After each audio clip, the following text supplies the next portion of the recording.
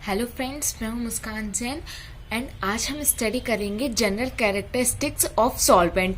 Last video में हमने non aqueous solvent की स्टडी करी थी। आज हम सॉल्वेंट्स की स्टडी करेंगे कि जो सॉल्वेंट्स होते हैं उनके जनरल कैरेक्टरिस्टिक्स क्या होते हैं। विलायक, सॉल्वेंट को हिंदी में बोलते हैं विलायक। There are some following characteristics of solvent. Solvent की कुछ कैरेक्टरिस्टिक्स फॉलोइंग हैं, जैसे कि फर्स्ट पॉइंट है हमारे पास melting and boiling point. Those solvent whose molecular weight is less, so their melting and boiling point will also low। ऐसे solvents जिनका मॉलिक्यूलर वेट कम होता है उनके मेल्टिंग और बॉइलिंग पॉइंट्स भी कम होता है। ऐसा क्यों होता है? क्योंकि अगर उनका मॉलिक्यूलर वेट कम है तो उनमें मॉलिक्यूल्स भी कम प्रेजेंट होंगे। जब उनमें मॉलिक्यूल्स कम प्रेजेंट होंगे तो हमें कम हीट देनी पड़ेगी उनको एक्टिव पोजीशन में लाने के लिए। इसलिए अगर मॉलिक्यूल वेट कम है तो हमें बॉइलिंग पॉइंट भी इनका कम होगा और मेल्टिंग पॉइंट भी कम होगा। जैसे कि यहाँ पे एग्जाम्पल भी दिया है, liquid SO2, liquid NH3 ETC। ये इनके जो मेल्टिंग और बॉइलिंग पॉइंट जो होते हैं वो कम होते हैं। Those solvent whose molecular weight is high, so their melting and boiling point will also high. ऐसे सॉल्वेंट जिनका मॉलिक्यूल वेट हाई होता है, जिनका मॉलिक्यूल वेट ज्यादा होता है, तो उनके जो मेल्टिंग और बॉइलिंग पॉइंट्स हैं वो भी ज्यादा होते हैं। क्योंकि अगर किसी भी सॉल्वेंट के मॉलिक्यूलर वेट ज्यादा है तो उसमें मॉलिक्यूल्स भी ज्यादा होंगे। अगर मॉलिक्यूल्स ज्यादा होंगे तो हमें ज्यादा हीट देनी पड़ेगी उनको एक्टिव पोजीशन में लाने के लिए, इसलिए इनका बॉइलिंग पॉइंट ज्यादा होता है। और एग्जाम्पल भी दिया है CCl4, सिलिका जेल ETC। इनके मेल्टिंग और बॉइलिंग पॉइंट्स हाई होते हैं। सेकंड पॉइंट है हमारे पास viscosity. Lower member solvent have less viscosity as the solvent whose molecular weight is low, so their viscosity is also low. तो यहाँ पर जिसका मॉलिक्यूलर वेट कम होगा उसकी विस्कोसिटी भी कम होगी। विस्कोसिटी को जनरली हम बोल सकते हैं गाढ़ापन। तो अगर मॉलिक्यूलर वेट कम होगा तो उसमें मॉलिक्यूल्स भी कम होंगे। अगर मॉलिक्यूल्स कम होंगे तो उनमें गाढ़ापन भी कम होगा, तो उनकी जो विस्कोसिटी होगी वो लो होगी। जैसे कि हमारे पास एग्जाम्पल में है liquid SO2, H2O, liquid NH3, lower member alcohol. Those solvent whose molecular weight is high, so their viscosity is also high। ऐसे सॉल्वेंट्स जिनकी मॉलिक्यूल वेट ज्यादा होता है उनकी विस्कोसिटी भी ज्यादा होती है। क्योंकि अगर मॉलिक्यूल वेट ज्यादा होगा तो अगर मॉलिक्यूल्स ज्यादा प्रेजेंट होंगे तो उनकी विस्कोसिटी भी ज्यादा होगी। जैसे कि यहाँ पास एग्जाम्पल है हायर मेंबर अल्कोहल ETC। ठीक है, तो नेक्स्ट पॉइंट है हमारे इलेक्ट्रिकल कंडक्टिविटी।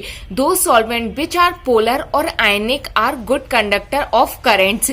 ऐसे सॉल्वेंट जो आयनाइज्ड हो जाते हैं वो गुड कंडक्टर होते हैं करंट के, उनमें अच्छे से करंट का फ्लो हो जाता है। जैसे कि H2O, ये आयनाइज्ड हो जाता है H positive plus OH minus में ये आयनाइज्ड हो जाता है, मीन्स ये पोलर है। मीन्स इसमें अगर हम करंट को फ्लो कराएंगे तो बहुत अच्छे से फ्लो हो जाएगा। ऐसे लिक्विड NH3 ये भी आयनाइज्ड हो जाता है, लिक्विड SO2 ये भी आयनाइज्ड हो जाता है। ठीक है, but the solvent which are non polar और non ionic are not good conductor of current. But ऐसे सॉल्वेंट जो आयनाइज नहीं हो पाते हैं, जो नॉन पोलर होते हैं, वो वेट कंडक्टर होते हैं करंट के। जैसे कि यहाँ पर एग्जाम्पल दिया है CCl4, C6H6, ये बेंजीन होता है ETC। ठीक है, नेक्स्ट पॉइंट हमारे पास है फोर्थ डाइपोल मोमेंट, जिसको हम द्विध्रुव आघूर्ण बोलते हैं या dielectric constant. Those solvent which get ionized then it show dipole moment और डाइलेक्ट्रिक कांस्टेंट।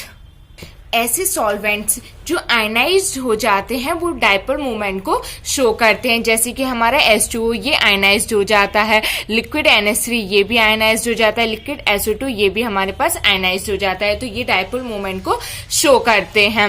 वो solvent which are non polar और non ionized they show zero value of dipole moments. ऐसे सॉल्वेंट्स जो आयनाइज्ड ही नहीं हो पाते हैं तो वो उनकी जो डाइपोल मोमेंट की वैल्यू होती है वो जीरो होती है। जैसे कि हमारे पास यहाँ पर एग्जाम्पल है CCl4, ये आयनाइज नहीं हो पाता है, इसलिए इसमें जो डाइपोल मोमेंट्स की वैल्यू होगी वो जीरो होगी। ऐसे ही बेंजीन ये भी आयनाइज नहीं हो पाता है, इसलिए इसमें डाइपोल मोमेंट की जो वैल्यू है वो जीरो होगी। नेक्स्ट और लास्ट पॉइंट है हमारे पास acid based reaction. Those solvent which are self ionized and in them all acidic and basic reaction are possible. ऐसे सॉल्वेंट जो सेल्फ आयनाइज्ड हो जाते हैं उनमें एसिडिक और बेसिक रिएक्शन पॉसिबल होती है। जैसे कि हमारे पास एग्जांपल है H2O, liquid NaC, liquid SO2 ETC, ये सेल्फ आयनाइज्ड हो जाते हैं। जैसे कि हम बात करें H2O की, इसको अगर हम आयनाइज्ड करते हैं तो ये पॉजिटिव और नेगेटिव चार्ज में आयनाइज्ड हो जाता है, H पॉजिटिव और OH नेगेटिव में आयनाइज्ड हो जाता है।